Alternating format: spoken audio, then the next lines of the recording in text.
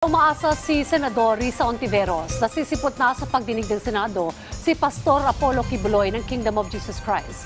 Binisita ni Hontiveros ang Cebu City at ayon sa kanya, masaya siya sa ipinahihiwatig ng Police Regional Office 11 na handa silang tumulong sa Senate's Office Sergeant at Arms kung kinakailangan para maihain ang arrest order laban kay Kibuloy sa kanyang address sa Davao.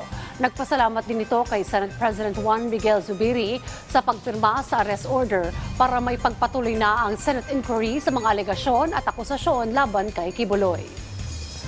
Ang mangyayari ay any day now, isinaserve na ng Senate Office of the Senate Sergeant at Arms o SAA ang warrant kay Pastor Kibuloy doon sa known personal address niya sa Davao City. So inaasahan ko po at ng aming komite, yung Senate Committee on Women, Children, Family Relations, and Gender Equality na mapa-appear na siya finally sa wakas sa hearing namin para sagutin yung aming mga tanong tungkol doon sa mga seryosong akusasyon laban sa kanya.